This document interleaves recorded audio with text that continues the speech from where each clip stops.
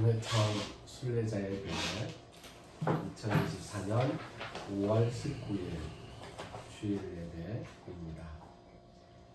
예수님께서 가르쳐 주신 기도를 헬라어 성서 본문에 따라서 함께 기도드리겠습니다.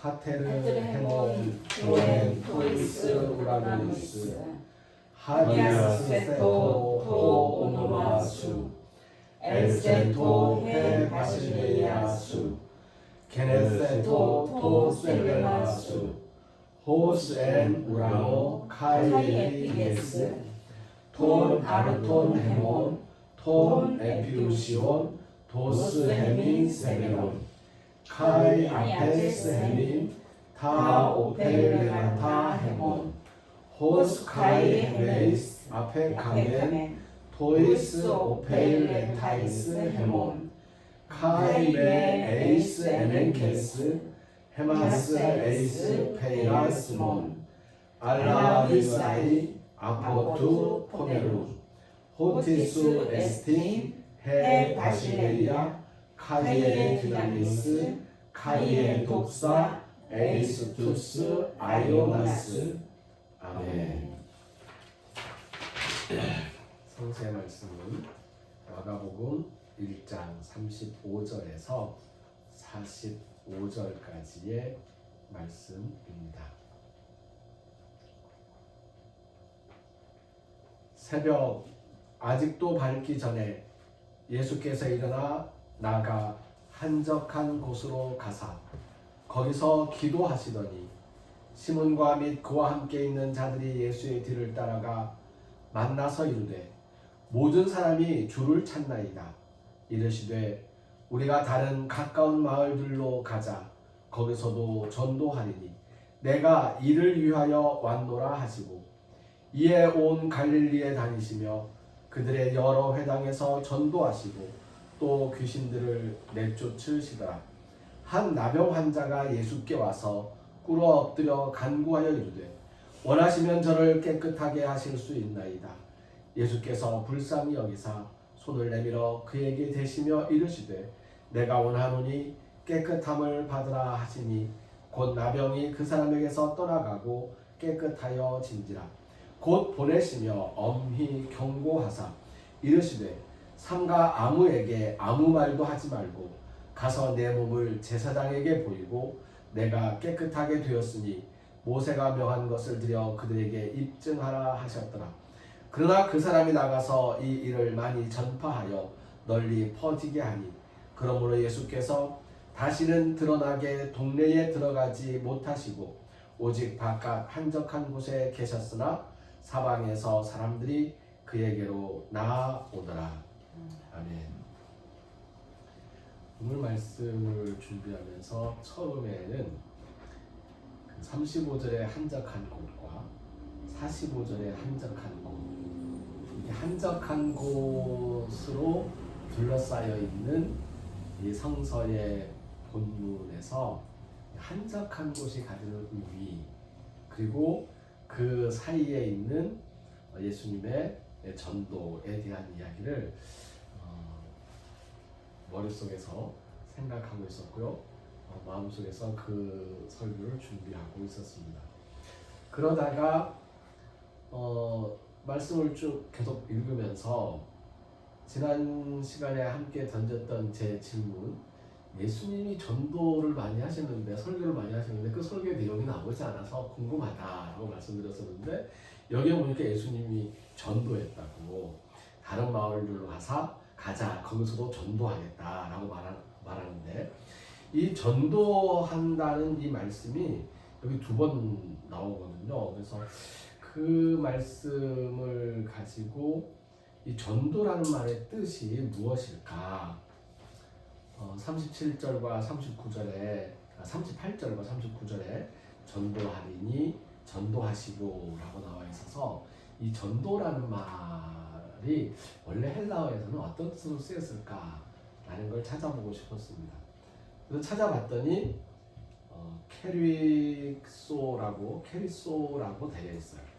이 캐리소라고 되어 있는 이 기본명이 퀘릭소이고 명사로는 캐리그마 캐리그마는 설교라고 해석을 하거든요. 그래서 캐릭소는 전도하다, 캐리그마는 설교하다. 그러니까 전도하다라는 뜻은 설교하다라는 뜻인 거예요. 네. 말씀을 전한다, 교훈을 전한다라는 뜻인 거거든요. 제가 지난주에 2가지의 설교를 들었습니다. 아니, 들은 건 아니고 읽었습니다. 제 고등학교 선배 중에 신학교 동기가 한 명 있고요. 제 고등학교 후배 중에 신학교 동기가 한 명 있습니다. 제가 졸업한 고등학교로 오늘 체육대회를 하면서 저보고 새벽부터 문자에 운동장으로 나오라고 안내 문자를 하는데요. 강학종 목사님이라는 분이 신촌 사람인데 이분이 이제 저보다 6살이 많아요. 근데 이분은 암기력이 뛰어납니다. 책을 보면 머릿속에 스캔을 해요.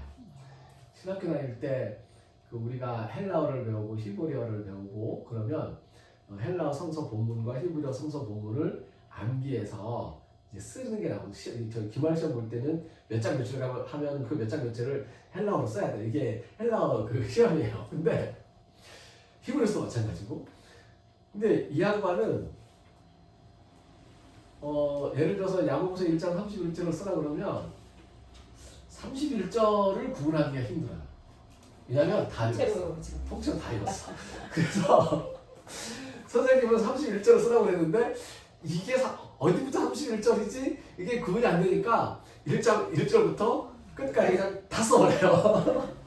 그만큼 아주 이 암기력이 뛰어나고 독특하신 분인데, 근데 암기력이 뛰어난 만큼 또 이야기를 굉장히 쉽게 해요.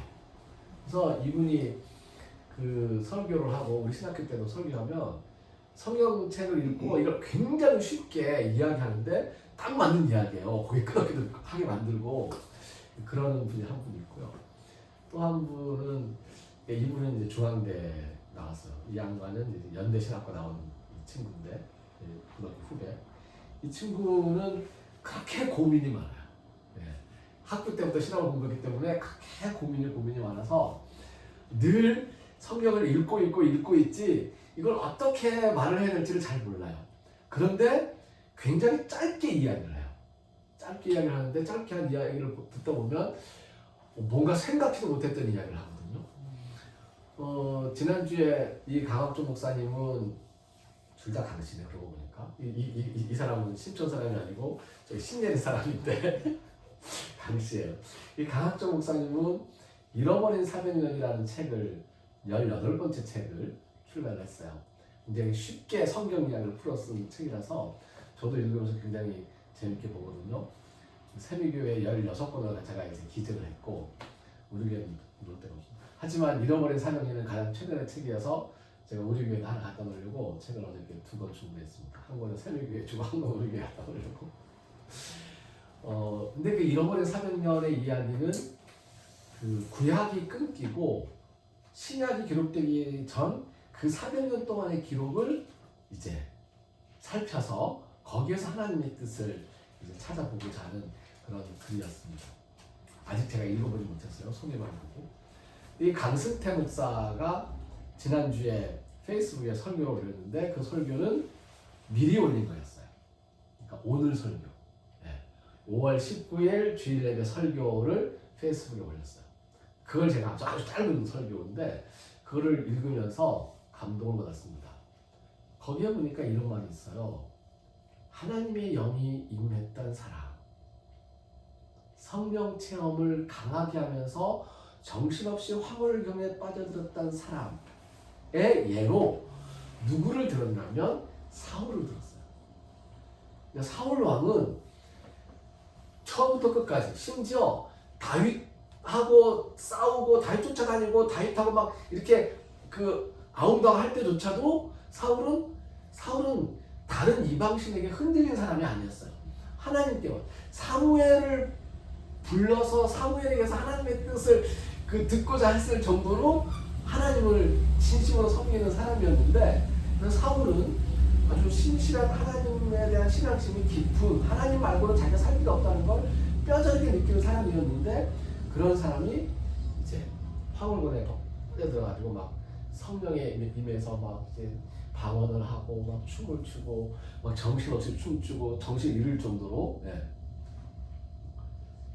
그리고 드는 얘가 다윗을 잡아서 죽이려고 다윗을 쫓아가는데, 쫓아가는 그 도중에 사울이 또 갑자기 성령에 감동해가지고 막 춤추고 화물개를 빠져가지고 막 이제 방언하고 막 춤추고 막 그러다가 먹지도 않고 몇 날 며칠을, 예, 그러다가 결국은 너무 계속 춤추니까 입고 있던 옷이 다 벗어질 정도로 춤추고, 그래서 사람들이 사울도 예언자, 사울도 언제부터 예언자야? 할 정도로 이제 이 강승태 목사님이 하시는 말씀이, 그럼 사울은 하나님의 영, 성령 체험을 하면서 그게 어떤 의미가 있느냐라는 거죠. 하는 이야기가 이런 이야기를 하는 거예요. 사울이 하는 일을 방해하려고 성령님이 임하신 것이다. 네. 그러니까 사울이 지금 다윗을 죽이러 가고 있잖아요. 그러니 그 가지 못하게 그 길을 이제 좀 늦추려고 이 사이에 다윗 도망가라고 성령님이 하신 것이다. 그러니까 하나님의 성령은 성령이 임했을 때에 그 임한 역사로 말미암아 그 사람이 느끼는 신앙의 증거가 될 수도 있지만, 그 사람이 하고 있는 어떤 일들을 잠시 못하게 막아두시려고, 너는 지금 내가 붙들고 있으니 너의 인간적인 부분을 이러쿵저러쿵 하지 말고 잠깐 스톱, 그리고는 하나님이 그냥 덮어버리시는 이런 형태로 강승태 목사가 성령 체험에 대한 이야기를 해석하면서 황홀경과 황홀경 같은 그런 성령 체험에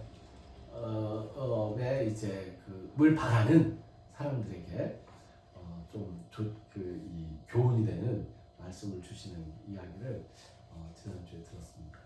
그 두 가지 이야기를 이 강옥종 목사가 잃어버린 400년을 출판한 이야기에 대한 이야기 쭉 보고 책을 사고하면서 성령 체험에 대한 강승태 목사의 설교를 들으면서 저는 또 어떤 생각이 들었냐면, 예수님의 성령 체험은 도대체 어떤 것이었을까? 그러니까 예수님께서 십자가에 죽으시고 부활하신 다음에 오순절날 제자들에게 임하신 그 성령의 능력으로 말미암아 그 제자들이 담대하게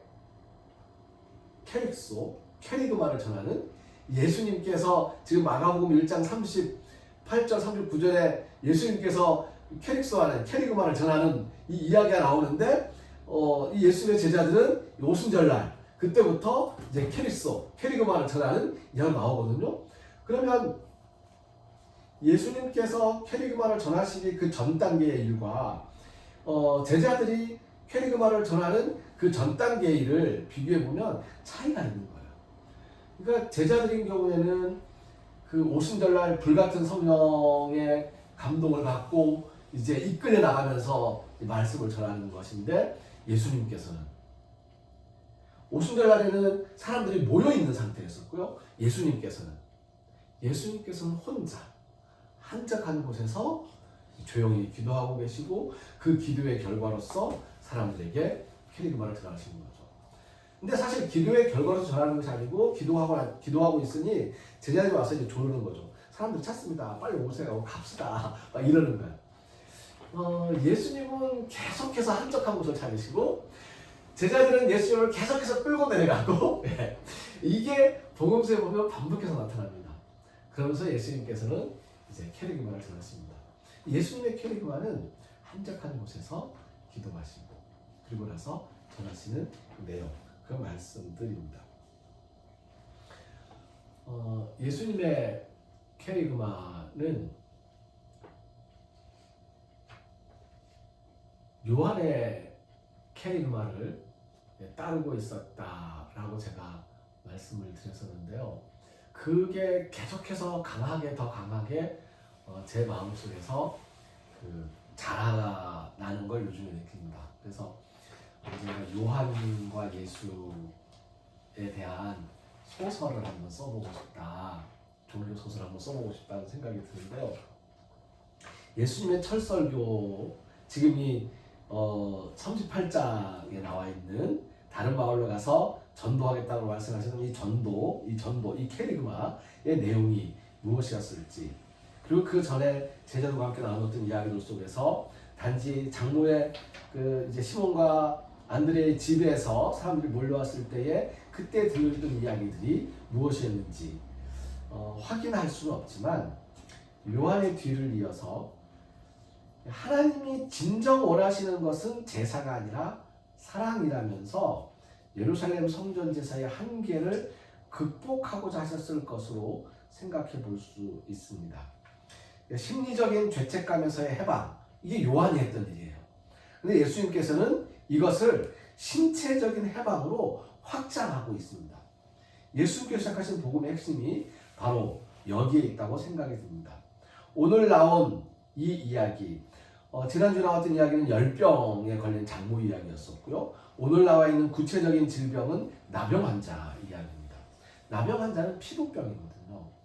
그러니까 피부병에 걸리면 일단 격리가 돼요.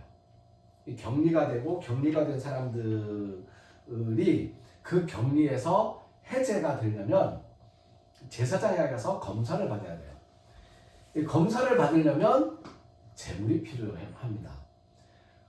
그리고 다 나았다는 걸 증명하려면 재물이 필요해요. 예수님께서 오늘 말씀하신 건, 예수님께서 지금 이 복음서에 보면 예수님 말 안 듣는 사람들이 몇 명 나옵니다. 누가 예수님 말을 안 듣냐면 오늘도 예수님 말 안 듣는다. 예수님이 나병 환자를 고쳐줬어요.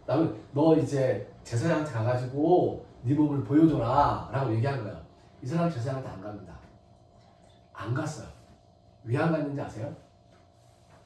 왜 안 갔을까요? 한번 상상을 해보자고. 예수님이 너 몸 깨끗해졌으니까 제사장한테 가서 네 몸 보여줘라. 나 건강하게 됐다고. 그리고 정상적인 생활을 해. 라고 했는데 안 갔어요. 왜 안 갔을까요? 고쳐주면 돈을 내야 되고. 예수님이 정해진 예물을 가져가라고 얘기했거든요. 예수님도 지금 이때까지만 해도 예수님이 그래도 제사장을 인정을 한 거예요. 계속 몇 번 그 인정한 것만 나옵니다. 근데 이 사람 갈 수가 없어요. 못 가는 거예요. 예수님 말 안 들었어요. 왜 안 들었냐면 예물 들고 제사장한테 갈 수가 없습니다. 우리가 복음서 보면 나중에 나오지만 10명 중에 이제 그 다 흩어지고 가고 하잖아요. 그 중에 제사장에 간 사람들, 또 예수님께서 다시 돌아온 사람들, 또 자기가 알아서 흩어진 사람들 나오잖아요. 그러니까 이 사람들이 예루살렘 성전에서 행해지고 있는 이 그 제사에 대해서 예수님께서 지금 하나씩 하나씩 극복을 해나가고 있는 과정으로 볼 수 있겠다는 생각을 합니다. 치유가 되었을 수도 있어요. 어떤 경우에는 나병이라는 피부병이라는 게 이따가 이제 없어지잖아요. 예. 근데 한번 이제 이 피부병에 걸린 사람과 나병에 걸린 사람과 그 다음에 걸리지 않은 사람, 정상적인 사람을 제사에서 판단할 때 어떤 판단이 있냐면, 제사를 드리러 딱 사람들이 모였는데, 또는 회당에 사람들이 이제 모였는데, 사람들이 시장에 모였는데, 보다가 이 사람 나병이야 그러면 그 즉시 제사장이 보고 제사장의 판단에 의해서 격리를 시키는 거예요. 그러면은 그 사람이 돌아온다는 것은 제사드리러 돌아오는 것 또는 시장에 돌아오는 것이거든요. 혼자 그냥 생활을 할 경우에는 별로 의미가 없어요. 네. 그래서 격리라고 했지만은 격리소가 있는 건 아니었어요. 예전엔 있었는데 사람들이 많아지니까 격리소가 있지 않고 사람들하고 접촉하지 말라라고 하는 거거든요. 그러면 예전에 우리 코로나 걸렸을 때 초기에 이제 마스크 끼고 저 근처 오지 마세요 라고 했던 것처럼 이 사람들이 사람들 오면은 저 근처 오지 마세요. 저 지금 병 걸렸어요 라고 이야기하면서 이제 따로 이제 그 한적한 곳으로 따로 다니는 사람들인 거예요. 얼마나 외롭고 얼마나 마음이 무거웠겠습니까? 돌아올 수 없어요.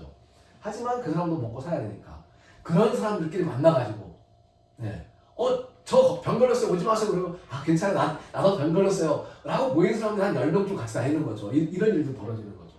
그럼 이 10명 같이 모여있는 사람들이 또 이제 자기들끼리 농사도 짓고 그러면서 이렇게 살게 되겠죠. 그러다 보면 어느 틈에 병이 낫는 경우가 생겨요.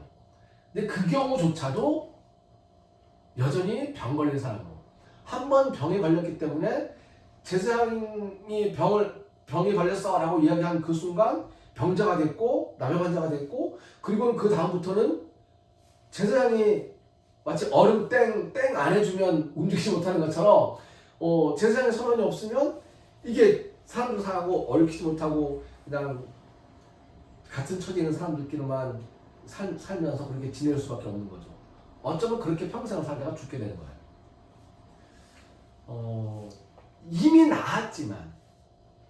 이미 나았음에도 불구하고 그것을 확증받으러 갈 수 없는 사람들, 그런 사람들에게 예수님께서는 제사장을 대신해서 그들의 질병으로부터의 노임을 선포하고 그리고 또 치유의 기적을 행하시고 치유의 선언을 하시면서 그렇게 요번에 저희 선배 교수님, 저희 탐정연구원 장을 하셨던 지난번에 그분은 벌써 거의 한 7, 8개월, 1년 7, 8개월 지나가고 그분 아버님 돌아가신 지가 저하고 아버지 얘기하고 얘기하다가 맹놀이라는 게 있다. 맹놀이 하지 마라. 그게 뭘까? 돌아가신 분만 생각하면서 자기 맥을 탁 놓고 아무것도 안 하고 그냥 계속 거기에 몰두해서 그냥 막 화락화락 그것만 생각하고 그렇게 가는 게 맹놀이다. 자기는 맹놀이에서 빠져나오는데 7개월이 걸렸다. 당신은 빨리 빠져나와라. 라고 하는 얘기를 하는 거예요. 이게 바로 그런 거.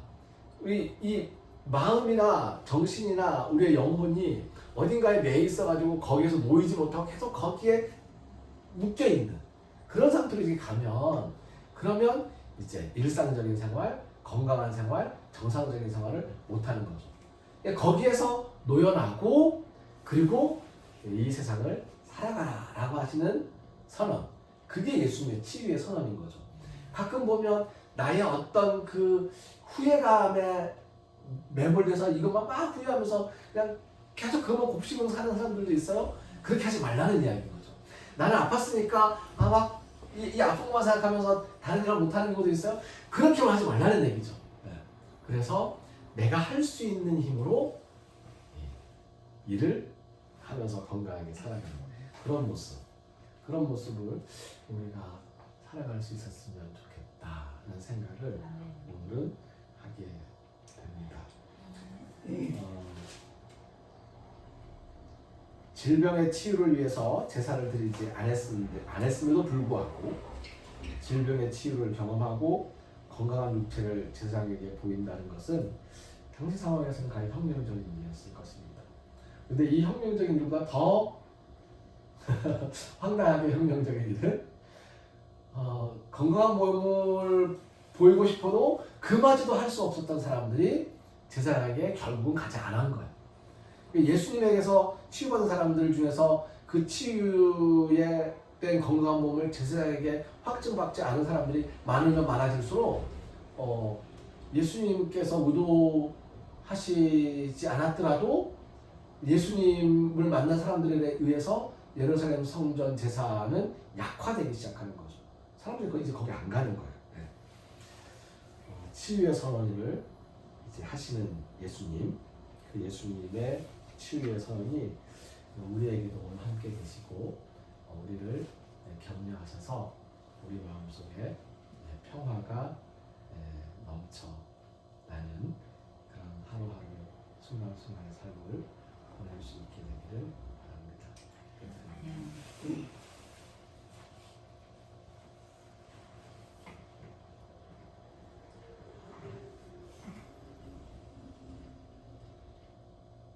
남의 환자를 치유하신 예수님께서 저희들의 육체에도 지금 치유의 손길을 베푸시며 건강을 선언해 주시고 우리가 일상에서 건강한 생활을 할 수 있도록 이끌어 주심을 믿습니다.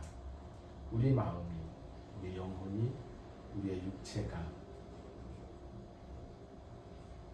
나약한 것들에 묶여서 일들을 하지 못할 정도로 정신을 못 차리는 순간순간에 예수님의 치유의 선언을 기억하면서 성령님의 감동으로 힘을 내게 하시고 우리가 건강하게 살아갈 수 있도록 도와주시옵소서.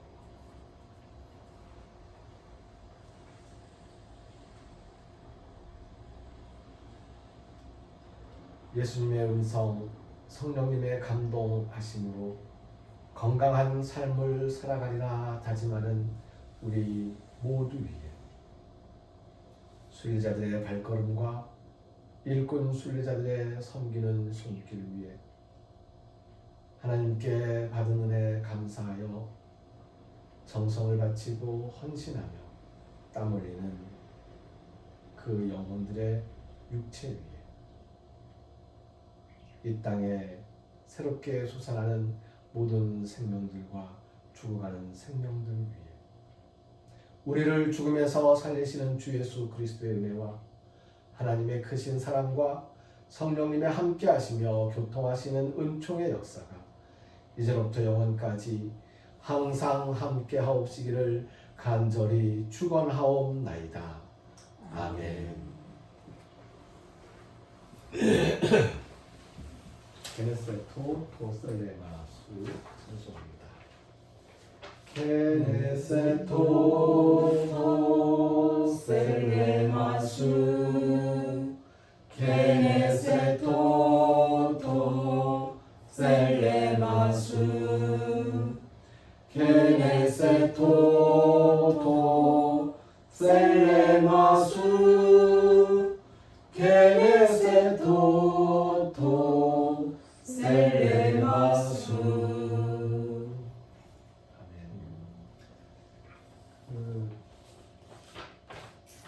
믿지 않는 사람들이 들으면 원래 쉬어도 단단히 쉬었다고 할 만한 일들이 이제 제 주변에 벌어지고 있습니다. 지난주에 한번 봤던 그 양갱이 강아지 또 죽었어요. 그래서 여기 왔던? 왜 갑자기? 차에 치워가지고. 예. 그러니까 어느 한순간에 그래가지고 그래서 또 제가 걔를 또 이제 우리 아버지 무덤 옆에 와서 땅을 파고 묻고 잔디를 또 덮어줬습니다. 그러니까 이제 믿지 않는 사람들이 들으면 도대체 이제 무슨 일이냐 막 그럴 텐데 또 저도 이제 그냥 그래도 그런 일들을 이제 쭉쭉 오면서 점점 조금 좀 더 집중적으로 이제 죽음 그리고 살 그리고 사람들의 슬픔에 대해서 좀 더 이제 깊이 이해하고 그 성찰하는 시간을 가질 수 있게 되었습니다. 그러고 있습니다. 그래서 우리 영혼과 육체의 그 건강을 위해서 하나님께서 우리와 함께 하시고 힘주시기를 바라는 마음으로 기도하고 있습니다. 부활 소망이 육체와 영혼의 평화에 가장 큰 힘이 될 거라고 생각합니다. 오늘인가 잘 모르겠는데요. 어디지? 입당 감사 예배를 언제 드린다고 연락이 왔더라고요. 날짜를 제가 지금 기억을 이제 살짝 놓쳤습니다. 김상준 목사님 산성교회. 그 예배당으로 들어가는 걸 입당 감사 예배로 그렇게 드린다고. 이제 사실 그 입당 감사 예배 그 안내장 보면서 저는 좀 마음이 안 좋았어요. 왜 안 좋았냐면 입당 감사 예배라고 하면 안 되는 거 아닌가. 그러니까 왜냐면 사람들이 한 명, 두 명 있든 없든 있던 교회고 있던 교회에 대해서 본인이 값을 치르고 이제 이런 과정이 있었다 하더라도 이건 이제 통합 합친 개념으로 해서 입당 감사가 아니고 뭐 통합 감사회대 뭐 이렇게 가야 되는 거 아닌가라는 생각을 하는데 그게 아니어서 좀 마음이 그렇게 했지만 그래도 이제 공식적으로 그렇게 이제 예배를 드리면서 그 건물이 이제 노예 유지지 안으로 아마 들어가게 되지 않을까 싶은데 제가 잘 모르겠어요. 왜냐하면 김성희 목사님이 그걸 이제 그렇게 계속 유지들에 대한 재산권을 계속 주장하시는 분이고 하니까 그렇게 되지 않을까 싶은데 그 상황에서 그렇게 안 되면 또 그렇고 다음 주에는 쉼이 있는 교회라는 교회가 전도사님 안수영 전도사님이 개정 예배를 드리는데요. 이 땅의 감사 예배는 제가 이제 가야지라고 생각을 지금 안 하고 있었는데 쉼이 있는 교회 그 창립 예배에는 가야지 하고 생각을 하고 있습니다. 다음 주 4시에는 거기를 갔다 올 생각이고요. 교회들이 여러 가지의 형태들을 생각하는 것 같습니다. 알고 있는 어떤 교회는 교인이 한 60명쯤 돼요. 근데 아주 예배당도 크게 잘 지었고 터도 넓어요. 그 터와 예배당 지을 때 저 서울에 있는 어떤 교회에서 돈을 많이 대줘가지고 지었거든요. 근데 요즘에 코로나가 지난 다음에 막 고민하면서 우리가 온라인 예배를 드릴 수 있고 한 달에 한 번 영상 예배를 드릴 수 있는데 이 건물과 이 땅을 이걸 어떻게 할 거냐 뭐 얘기하면서 그 교회의 어떤 형태를 변환시키는 노력과 고민들을 교인들이 막 하고 목사님하고 같이 의논하고 벌써 한 몇 달째 계속 궁리하면서 이제 고민하는 교회 이야기를 지난주에 들었었습니다. 그 이야기를 좀 지켜보고 또 그 소식도 알리면서 제주도 하나님의 뜻을 또 이제 더듬어가는 그런 시간을 나중에 또 한번 가져보려고 합니다. 네. 수고하셨습니다. 수고하셨습니다.